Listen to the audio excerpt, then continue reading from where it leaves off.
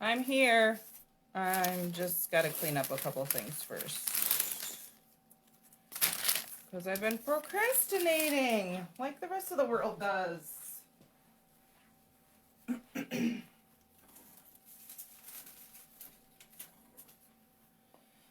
All right. I think I'm ready. I mean, honestly, I don't know if I'm ready, but we'll give her a shot anyways. It's been a long day. Hello. No wig today. I didn't put one on. I decided to try to spike my hair. It's just not quite long enough, so I have a couple stragglers, but I'll deal. So, let's see. Last time I talked, I was freaking out. Dental anxiety was like a real thing for me. Still is. I cried about it today, and I'm not even at the dentist.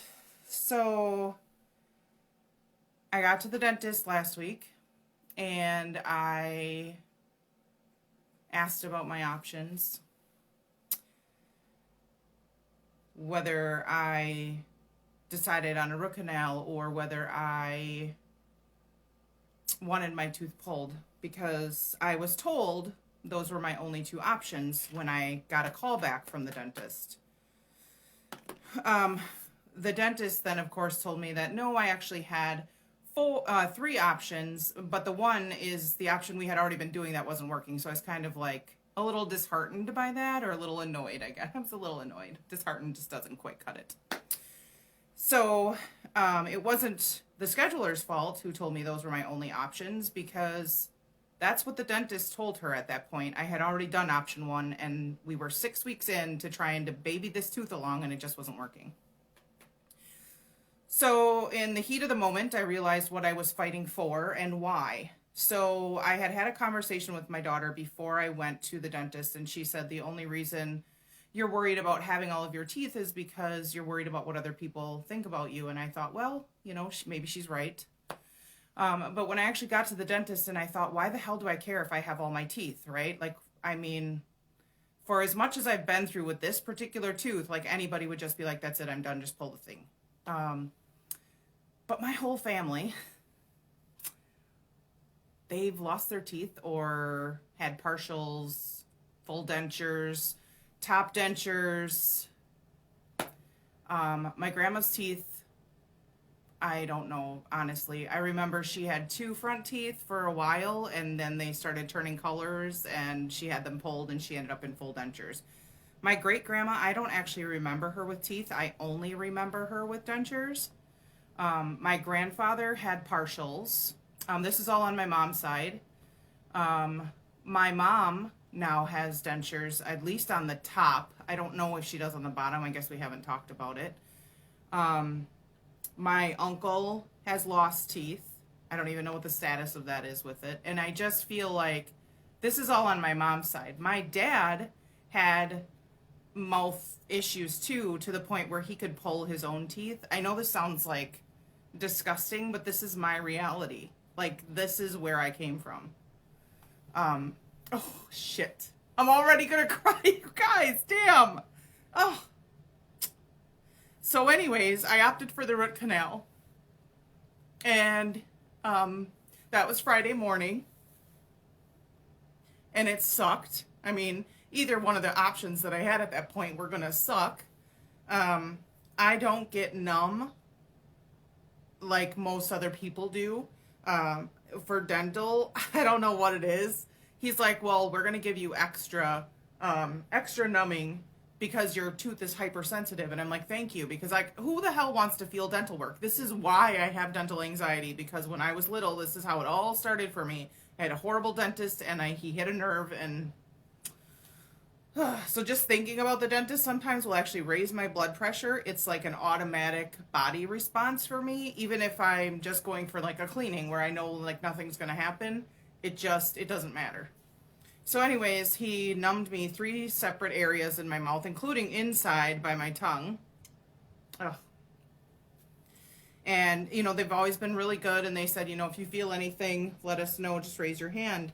And at first he was doing the, you have 3 canals, and trying to figure out, like making sure that I only had 3, because some people have 4. And I started thinking, well, can I feel that? And then I'm like, no, that's impossible. You can't feel that. Why would I feel that, right? And then he was doing something else. I mean, obviously he was in the root of my tooth, and I raised my hand because I actually could feel it, and it scared the freaking crap right out of me. Hi, Denise. Hi, Tana. Who else do I have? Sammy Joe, Jenny. Thanks, my support group, for coming out and watching me, because it's quiet on this end. So anyways, they had to numb me even more, and that time they actually put it right into the root of my tooth, which was uncomfortable, but probably would have been 10 times worse if they hadn't given me all the other shots they had already given me. They opted not to put, hi Ann, they opted not to put a temporary crown back on my tooth. Probably a little unorthodox, I think, when you get a root canal, right? Their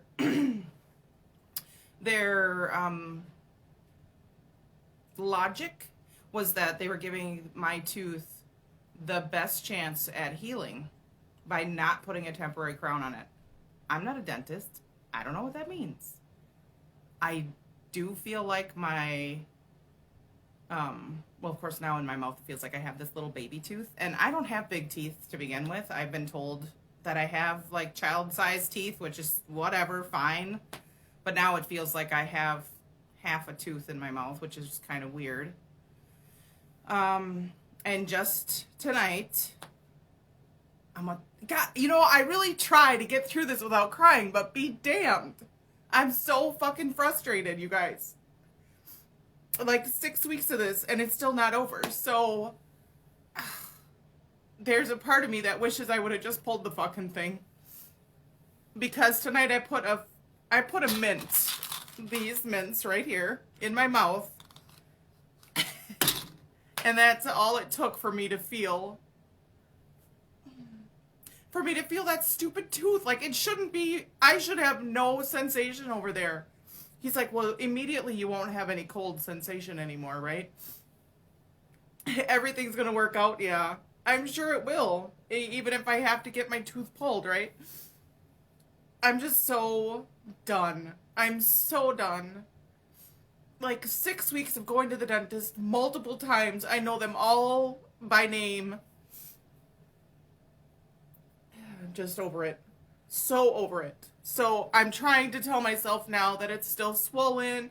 We need to give it time to calm down. I don't know how much more ibuprofen I could possibly take, but it's fine. I'll just keep taking it because what else am I going to do?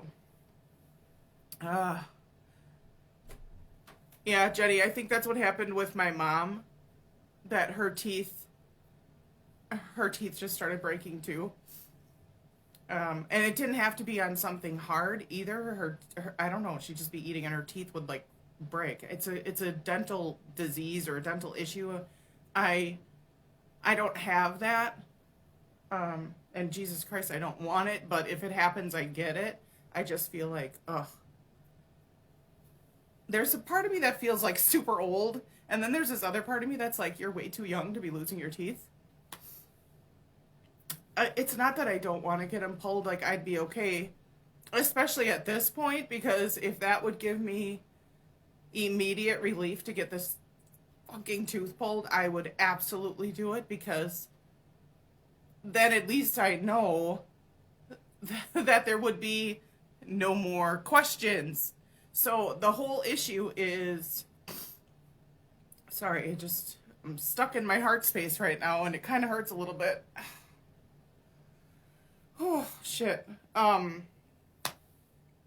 whole issue is that they think my tooth has a stress fracture. They have taken, like, multiple, like, x-rays over the years.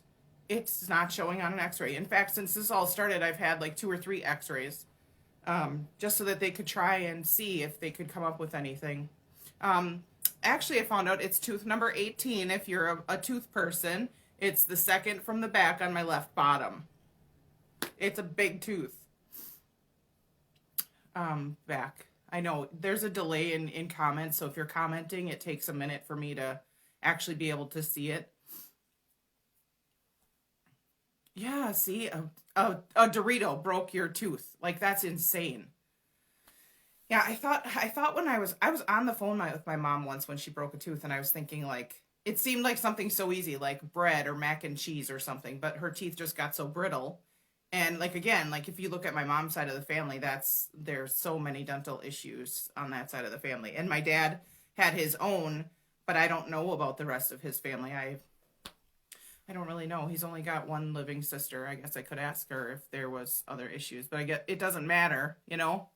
I mean, I'm stuck with my DNA. Can't really change it.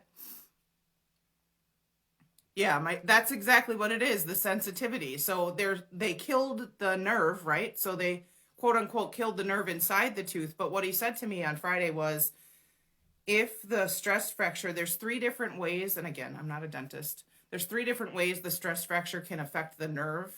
Um, and I guess mine would be like that really odd one where it's cracked on the outside of the tooth, which then of course gives you sensation. But so I've already started the root canal.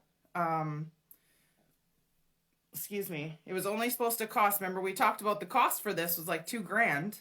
Um, my first appointment was supposed to cost 333. So when I go to check out, she's like, "That'll be 685." I mean, okay, so I have an HSA account because my insurance, my actual health insurance doesn't cover anything. We have a huge deductible and everything. So I have money in my HSA account, which that's all I can use it for anyways. So I paid it because the next appointment was going to be like 700 and something. And then she's like, "Well, you're going to have a credit. We have to do it this way. The insurance, blah, blah, blah." I'm sure the insurance company needs to see it a certain way. That's fine. So I've already started it. It doesn't have a cover on it. They filled it with some medicated, I don't know, again, not a dentist. They filled it with some medicated something or other. Um, and all day Friday and most of the morning on Saturday, I felt like I was sucking on a Band-Aid and it was disgusting. Oh my God, it was so disgusting. And then all I could think of, because, now I'm going to overthink it because I hate the dentist. Then all I could think of was like, great, the little cover that they put on, they just tap some stuff over the cover, because now I have holes and they filled the holes with these medicated swabs or whatever they do. And now I'm like, great, now the cover isn't on right. So this stuff is like seeping into my mouth. That's all I could think of. It's gone now for the most part, but it was so sterile. Oh, it was disgusting. And, they shot me up with so much of that numbing stuff that actually, I had some of that in my mouth and it was just not a good fucking time. And I'm just over it and I don't want to deal with it anymore. So we'll see what happens because I was supposed to go back in a week or 2 weeks. Hi, Jen. And they couldn't get me in because now my next appointment, I need an hour and a half long appointment. So now I'm not scheduled until 3 weeks. So 3 weeks with no crown. No, I guess it kind of worries me a little bit because they're like, don't chew anything, like really crunchy or anything because you could crack your tooth. Well, sure, I could crack my tooth because it's not freaking covered, and now there's only half of it there. Anyways. Okay, so that's enough about the dentist because I'm like sweating. I'm sweating right now. Speaking of that, I'm waiting on a new sweater. This one is my favorite so far. I mean, it's dirty and I wear it all the time, but it's so me. Like, apparently I have an attitude. Who knew? What? I ordered a new one and it just shipped, so not from Piper Lou, but from somewhere else, and I'm excited about that. Also, I have 2 wigs. One will be here tomorrow, which is the same style as my gray one, for those of you who have been watching the wig hauls. The same exact style as the gray one, different color. That one's coming tomorrow. I actually found it cheaper than on Shirley's, so hey, if any of y'all want to try wigs, well, let me know. I'll hook you up. The other one is one that I had on order with Shirley's and it just wasn't filled. So that one should be here on Wednesday. So maybe on Thanksgiving I'll put some pictures out there or something. Yes, more wigs. Well, definitely not ordering any more from the frickin' UK. Those were, oh my God, last week's wig haul was just not like, what in the, oh Although that June Cleaver one was so silky soft, I loved it. Loved it so much. Yeah, I love the style of the gray one. I don't think, okay, so when I get the next one, you're going to see how long the bangs actually are, because when you get them, it's just like with the ones from the UK. The bangs are so long, but I couldn't wait for my hairdresser, so I cut them myself. Because I mean, that's what I do. I just shaved this again yesterday. I was like, yeah, I don't like the hair over the top of it, so I just shaved it off again. It's just who I am. I'm rather impulsive when it comes to hair. And I don't care, and I don't make apologies for it. My hairdresser knows who I am. My last hairdresser knew who I was. When I walk into a salon, if I have long hair and I say cut it all off, I'm not joking. Like, if you don't cut it off, I'm going to go home and try it myself, because that's just how I am. Everybody loves the gray one, and I think that's the most popular favorite. I really like Claire, but she seems too, like, she makes me feel like she's too tall. She's so, I mean, it's a large cap too, so there's different size caps. Standard is standard, but for her, for whatever reason, I ordered her in a large cap, so I have more space, and it just makes me feel like then, because I have more space, like she sits up a little taller, and she's so thick, and my hair is naturally so thin. I just feel like the Alexi, the gray one, is more my speed. Plus it's straight, which my hair is naturally straight. It just seems more me. So we'll see. The other one actually is named Sandy. She's short. And so we'll see how that one fits me, because I don't remember if it's Noriko or not. But the Noriko line of wigs runs small. And that's what the Alexi wig is. But she has enough hair to cover so you don't see like any hair sticking out on me or anything like that. Okay, so yesterday I was with some friends. Love you, friends. I know some of you are watching. But one friend in particular, we were talking about signs from spirit, which I had touched on in my last live, and about how don't be afraid to look psychics or mediums in the eye, because we don't know everything about you or your deep, dark secrets. And she had said how that was nice that I explained it, because she didn't understand like what we see or what information we get, which I thought, well, I suppose there's really no guidebook on having a friend who has a gift, right? So, I don't know. I feel like everybody else with a twist. That's what I've always said. I don't feel any different when I'm hanging out with people. I don't generally get information, but sometimes I do. And we talked about that. Like, I'm not going to bring it up to you unless you're going to ask me questions, because, well, okay, there's exceptions to that rule, because if they don't leave me alone, sometimes they get like very persistent, and then I just have to blurt stuff out, because it's not mine to hold. But that's, again, in the presence of friends. I do not approach random strangers. And I've never, well, I can't say never. I have gotten information. Yeah, see, she's got me. Yep. Less Spirit is very persistent. Yes, they are very persistent sometimes. Hi, Michelle. So I have received information on strangers, but it's usually like years ago. We were out on a vacation and we were driving, and all of a sudden traffic like slowed down, and I'm like, great, what happened? Well, there was an accident, and I became so overwhelmed. I actually saw the gentleman who died in the accident, and I started crying. Like, ask my daughter. Poor thing, I think she was like traumatized by how I reacted. But sometimes I get hit with information like that. For what purpose, I don't know. It didn't serve me a purpose. I didn't know him. I don't know his family. We were just driving. One time I was driving to Oshkosh, or through Oshkosh, and there was an accident, and I started to cry, and found out that 2 elderly people had died in it later. I don't know. Sometimes that shit happens. And I guess I feel like I'm not the only one. I feel like that could happen to anybody. So we talked about signs from spirit, and she's just like, what do you mean signs? Because she can't see good. And she's like, I don't see birds and whatever. It can be that simple, but it's whatever resonates with you. So some people it's birds, some people it's trees, some people it's coincidence that I don't believe in. I don't believe in coincidence, because I just know better now. for me personally. But it's kind of like when she's just like, well, she didn't really have any memories of her loved one, the one specifically, because she was younger when that person passed. But she's the one who keeps that memory alive, and I don't think she realizes that. And I toe the line sometimes with saying things to people because obviously I'm an emotional person. I know how emotional it can be to speak to somebody who's lost a loved one that, was just more than just like an acquaintance in their life. So I toe the line sometimes on giving the certain things like that. Like I could have easily said to her, you're the one that keeps that memory alive, but I don't know what her reaction would have been, and I definitely didn't want to upset her and make her cry or whatever. I think she was close the whole time we were talking, to be honest.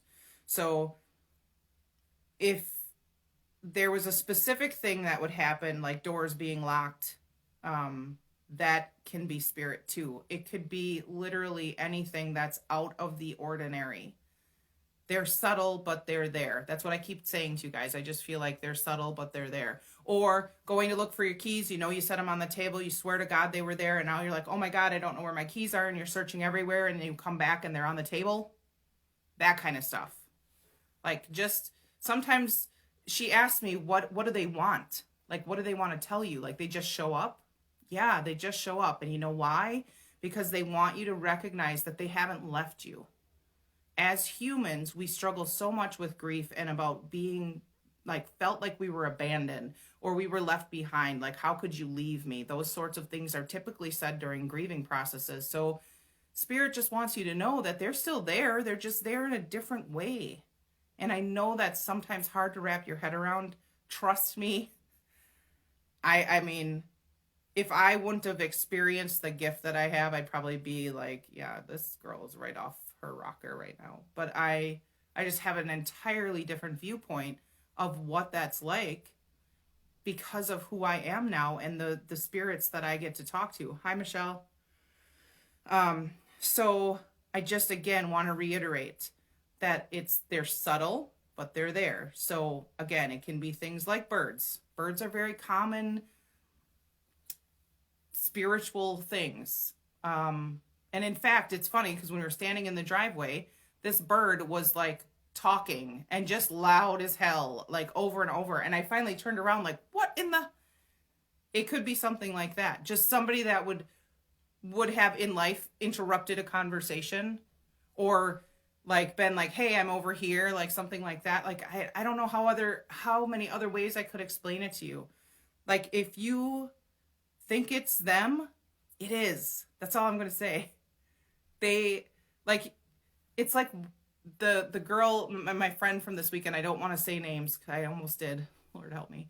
Hi, Melissa. Hi, Russ. She was like, I think it's her because that's something she would have done. Right. Like that's exactly. So I feel like you just know there's certain things that you just know, but there's a fear to actually believe it because it leaves us vulnerable. I come on here. Oh, remember when I said I'm just going to talk my face off in my group and you guys are going to just listen. And here I come on here and I start crying and I'm working through all this stuff. And it seems crazy, but you just have to leave yourself vulnerable with spirit too. I don't know what you guys are thinking on the other end of the screen, short of talking to a couple of you this weekend and getting feedback. Because it's completely silent except for the noise upstairs when I'm on lives down here. So I literally do talk my face off. I talk to you about whatever is going on in my life. And I hope that you guys get something out of this, like honestly, because it does feel a little crazy sometimes to sit here and just stare at a phone, talk. Speech therapy work. So, okay. So I also started recently talking to, an old friend, and we're all going through COVID together, yet individually. And I don't like to talk about it too much because it's exhausting. But there was something to do with talking to this old friend that just made me miss life the way it used to be. I don't think people would stay and watch if we weren't relating to you or getting something out of it. Good point. Girl, it's like you know me. Like, what? Okay. Um so the whole COVID conversation is exhausting to me. It's exhausting because it's been going on for so long. The trauma response of the brain is typically when there's a start, a middle, and an end for trauma. This is like ongoing trauma. So there is no, okay, my house burned down. Now I have to figure out what I'm going to do from here, pick up the pieces, and move forward. This has been months and months of ongoing trauma, different mandates, some schools in session, some not, trying to juggle work and home life and be a teacher and, make sure everything's going okay. And how am I going to pay my bills because I'm not getting paid while I'm not at work and I have to wait for my test results and all. Like, I see it all and it's exhausting. I'm sure I'm not alone. And as a parent, I'm frustrated because that's an individual side of COVID. That's my individual perception and take on it and how it's affected my life and my oldest son. So, and we don't need to get into it because it just goes sideways and I just don't want that in this group. But talking to that old friend just really made me wish that life could be the way it used to was. That life could be the way it used to be. Yeah, see, it is very exhausting. Like, just even talking about it's like, ugh, again? Like, when is this going to be over? So I already sent out all my Christmas cards, so if you got one or super early. I had this in my head that the Postal Service was so behind. Sorry, Russ. I have a friend that works for the Postal Service, and he's working like super long hours, and I know that happens every year. And for some reason, I had it in my head that they were really far behind, so I wanted to make sure to, like, at least mail them and then hope they got there in like a week. Yeah, it was like two days, and all of a sudden I'm getting messages from people, and they're like, well, thanks for the Christmas card. I'm like, oh my God, Hurtado, what are you doing? So I wasn't trying to speed up the year because of COVID. I just want to make that clear. I just really thought that there was like some kind of delay. Oops. But going back to like wanting life to be the way it used to be, like sending out Christmas cards seems, I don't know. Sometimes I'm like, why am I sending them to these people? I don't even talk to them. They never reach out. And I go through that whole thing about I am ahead, but I don't have my tree up. I do not have my tree up. That is a day after Thanksgiving, sometimes later. This year will probably be the day after Thanksgiving because we're home a lot. Pretty much everything in the house is done. But yeah, so I wanted to like take people off my Christmas list because I'm like, why am I sending them crap when they don't reach out? And this year I was like, I'm paying good money for these cards, and I don't care when the last time we talked. You're getting a card, and you're going to remember who I am. That's right. That's what I said. So I sent it to somebody I haven't talked to in like 2 years. 0 fucks. I don't care. I mean, it's annoying sometimes when I think about it. Like, why would you waste your time? But for me, I just feel like for whatever reason, you were a big part of my life at some point, and it's kind of coming full circle for me. Like, these are things that we would have done before social media, before being so quote unquote busy with our lives. Like, I think we glorify busy like it's something so great. Like, oh, I'm running here and I'm running there and I'm doing this. And like, I don't know why you're doing all that, but that's not my life. I guess I pump the brakes a lot because I refuse to run myself ragged because I've been there. And it's not healthy. Not for me. If you can find some kind of level ground when you're doing all these extracurriculars or making yourself so busy and then you have downtime and that keeps you, you can keep your sanity. Great, good for you. I just could never find a balance, so I just don't do all that. So the people that, obviously I haven't heard anything yet. It's only been a week because I sent them out so early. But one of them was actually a girl I grew up with.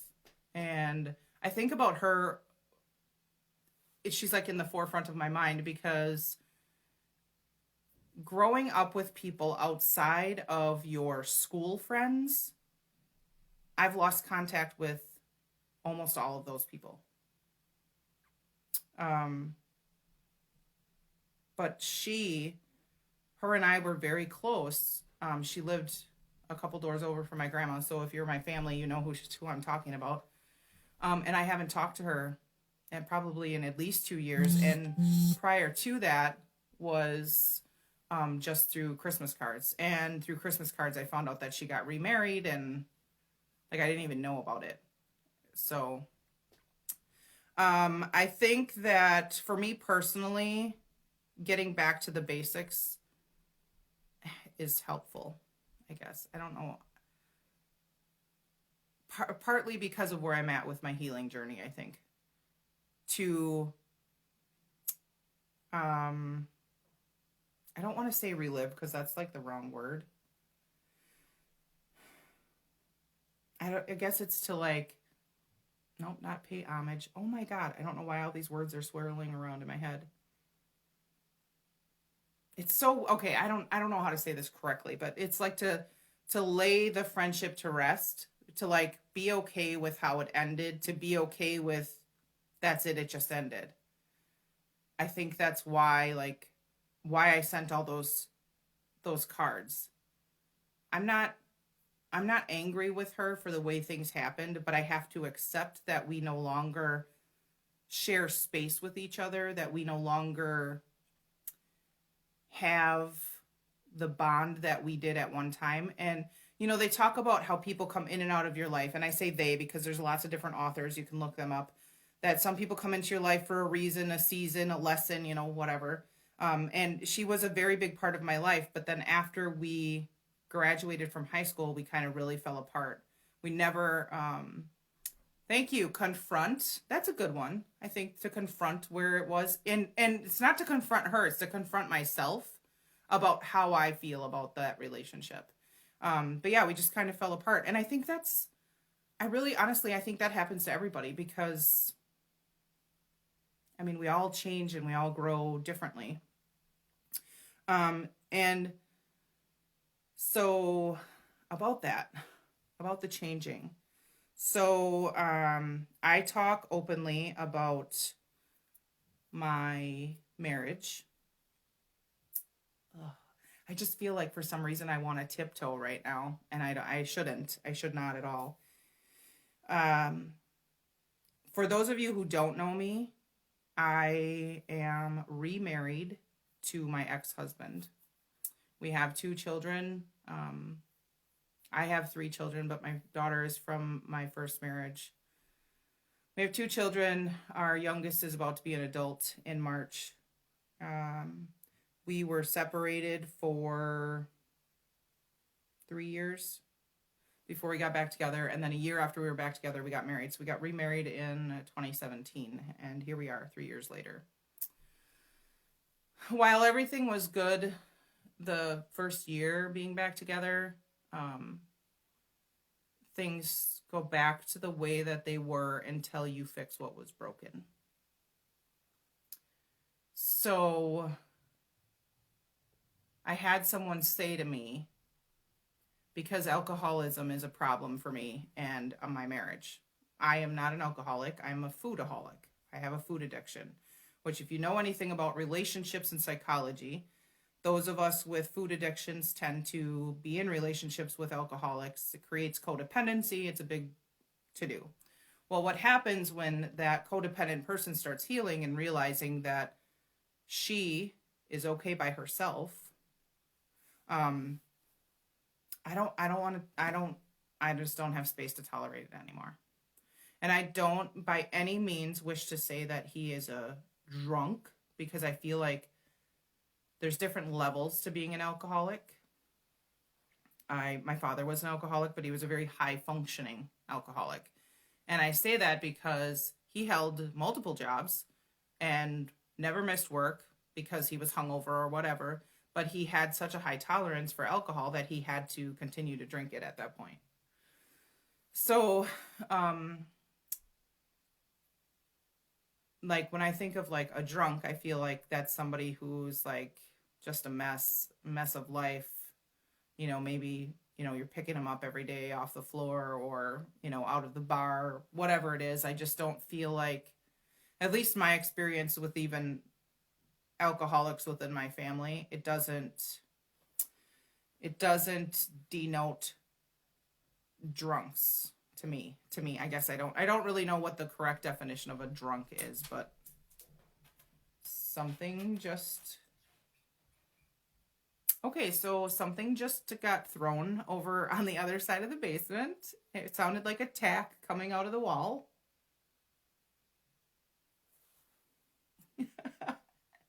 And all I could think of was like, oh shit, I was just thinking about Grandpa because he's the drunk on the other side, but he's not, like, he was in the bar a lot. I'm just sitting here like, okay, I'm waiting. Like, did you want to present yourself to me? Because did you? You heard it too? Literally sounded like a tack came out of the wall and or like hit the wall or very fucking weird. Anyways, see, they mess with me too. You're not alone when you hear stuff. Yeah, right? See, I think it's Grandpa too. I was thinking about him. My grandpa was a severe alcoholic. My grandpa, I guess, would be the closest to a drunk in my mind. He lived in the bar. He literally only slept and ate at home. Like he was at the bar all the time. So, hi, Grandpa. Like, I just feel like, okay, we'll acknowledge that it was him. You guys. Oh my God. So, my video just got paused while I was. Oh my. Oh, wow. Yeah, definitely my grandpa. My video has never paused. I have almost a full battery. I have full Wi-Fi. There's no reason my live should have paused. And all of a sudden it's like, your thing has paused. Do you want to continue? Okay. Are we still there? Is anybody still there? Everything looks frozen now on my side. I can't believe that happened. I mean, I should believe it happened because this is what they do to me. Anyways, Jesus criminies. So, back to my drunk story. He was the worst. And I love you wherever you are, Grandpa. Don't be throwing shit at me. So anyways, I don't think that I can't compare my husband in the same category as that. And I don't like, I'm just going to be honest. I don't like when he drinks, period. Because it causes me anxiety because of our history. Because of wanting to take care of him when he drinks. And I don't want to. Oh my God. I don't want anything to do with him. But there's this childhood part of me that makes me think that I should be taking care of him when he drinks. I never had to take care of my dad. I never had to take care of Grandpa, although being around Grandpa when he was drunk sometimes was like, just avoid him because he'd get on one, is what we call it, where he'd just start bitching about whatever, like ornery, like he was an ornery drunk sometimes. So that stuff that happens, right? Grandpa doesn't want me talking about him. That stuff that happens when you're little, it stays with you, unfortunately, until you work through it.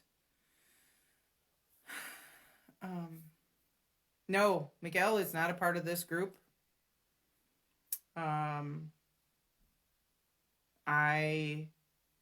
do this group for me, and I don't feel like right now I could be me if he was in this group, because I would try and protect him and not be honest with myself. Sucks, right? I mean, I'm hoping as I continue on this journey that I can do that someday, but right now I cannot. Because if I knew he was watching me, I probably wouldn't say anything about it. Because it's that part of me that was always told to be quiet, or that my voice wasn't important. That even though he has never made me, he's never shushed me or whatever. That was like my first husband. That was hell.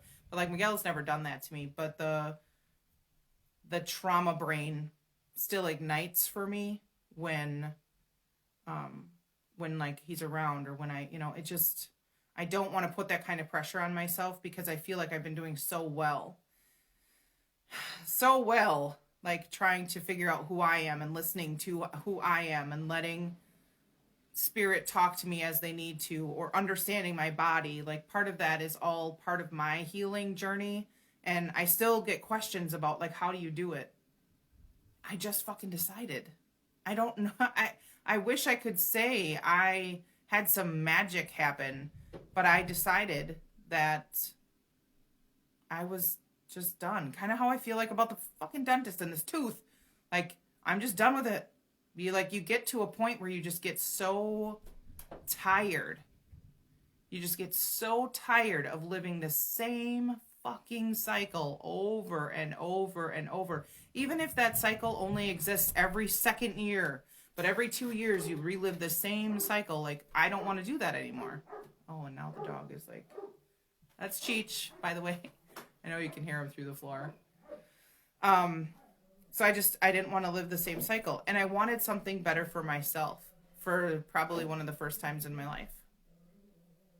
So part of that is not participating in my marriage when he drinks. That's shit. That's my reality right now. We have had some people over, and alcohol was involved. And I mean, I was impressed with us both. I think it was a test for us both. We just kind of, and I don't even know, and I think one of them was watching. I don't even know if you recognize that we weren't hanging out together. We were on opposite ends of the room. And that wasn't something that was decided beforehand. It just kind of happened. But considering where we're at, I think, because I've been very honest with him, and I told him I don't want to participate in the relationship if you're going to drink. I'm not doing that anymore. Like, if I know you're not going to stop drinking, and that's what I told him. I know he's not going to stop drinking, but I'm just not going to actively participate or associate with him when that's happening, because I can't. That is toxic for me. I need to break the cycle. I don't want to be angry with him. I don't want to be angry or hurt with myself. I just need to separate. That's where I'm at right now. Do I know if it'll be like that forever? No, I don't. I could, move past this and all of a sudden be fine with it. I don't think that's what's going to happen. Because there's a big part of me that's just like, this isn't for me anymore. Have I talked to him about divorce? No. Am I ready for a divorce? No. I'm trying to break the cycle that I live in with my husband. That's my truth. Because whatever I didn't figure out the first time we were married, I definitely need to figure out now. I'm not going to continue to do this, because what happened when I divorced him was, be damned if I didn't find another alcoholic. I dated another one in between my marriages with my current husband. I dated another alcoholic, probably the most severe alcoholic that I would have ever considered myself with. Extremely toxic. He felt like my drug, because my self-esteem was probably pretty non-existent at that point. I didn't know anything about loving myself. I didn't know how to make myself happy. So the only time I felt good was when I was by him, yet he wasn't like man of the year. He wasn't like everything I ever wanted, and that's why I felt so good around him. I can't explain it. Besides, it felt like a spell, like being under a spell. It's crazy. I don't regret it though. For those of you who knew me during that time, I don't regret that at all. Because that relationship actually helped me work through a relationship with my own mom. Because they were so similar with how they manipulated people. Like those two people. So nothing happens without a reason. I will forever say that. Ever since my grandma died, I knew it. I used to think it before, but I was like, there's no way. Like, what? Everything happens for a reason. No, everything happens for a reason, and I truly believe that now. Well, I'm glad I'm not alone, Anne. It is toxic when somebody's doing something that the other just can't handle. Thank you, Denise. I am a strong woman, and I'm a lot to handle. I'm not going to lie. This sweater is not for no reason. I do have an attitude because I am a strong person. I get told that I'm intimidating. I don't walk around with a chip on my shoulder, but I do.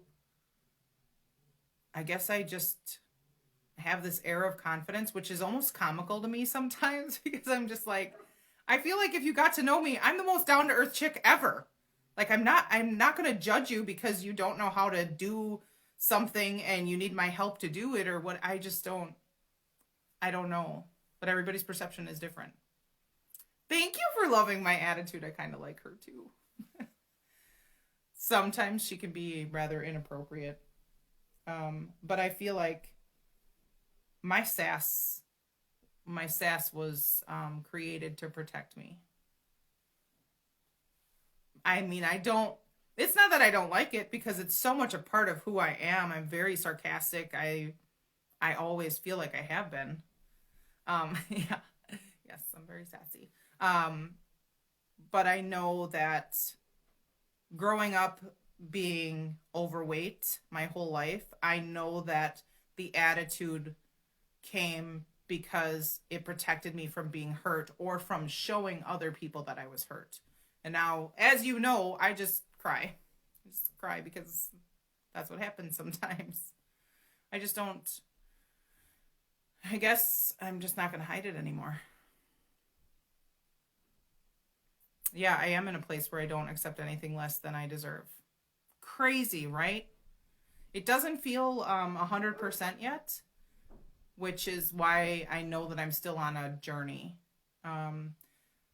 The journey with food addiction has actually been, I don't want to say easy, but it has definitely been easier than my brain told me it would be.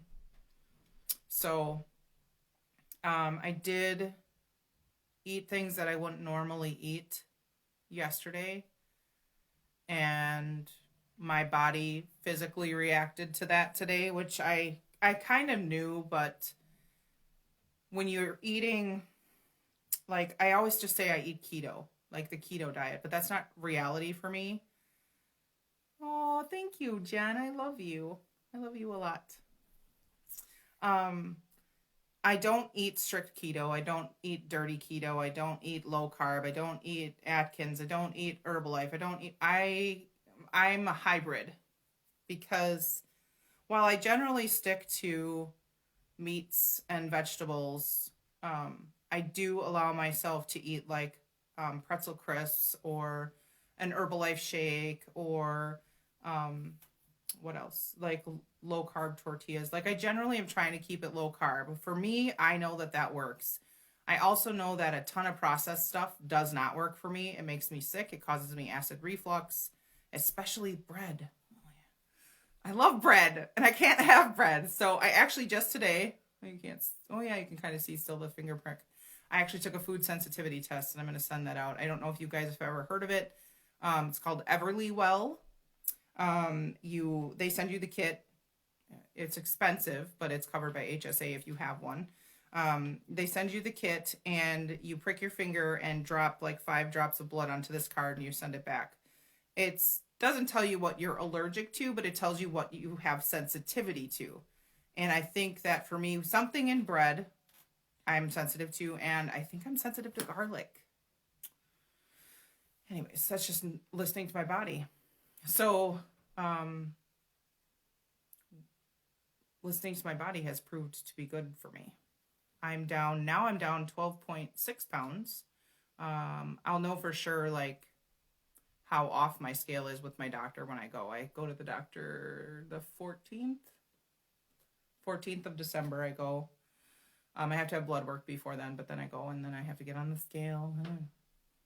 Still, that's never going to be my favorite thing ever because I feel good and my clothes fit better, but the scale will like not move. Or like my first 4 weeks, I lost like 8 pounds, but the first 7 of that came off like the first week, and that other pound took forever. And now I'm down 12.6, and it's been what, 6 weeks? I think. Oh my God. Oh, 5. 5 weeks. Almost 6. So whenever you start taking care of yourself. Thanks, guys. Yeah, it's been a journey for sure, the whole weight loss thing. And it's not really about weight loss for me because the benefits to my health have already shown up. I sleep better. I still sometimes will wake up and then be awake. That's just kind of how I've always been. But I sleep better. I don't live on caffeine. So I no longer need like coffee or caffeinated water. I just drink plain water most all the time. Sometimes I will have coffee, and it no longer like makes me stay awake all night because it didn't matter what time I would have coffee. I was very caffeine sensitive, so I would be like awake and just not sleepy. But I sleep better. I can squat. I know this sounds crazy, but when you're a big girl, squatting is not good for your knees because trying to get back up is almost like a mess. But now I can squat comfortably and hold position. And it's not like, it's not like I just lost 100 pounds. I'm not there yet.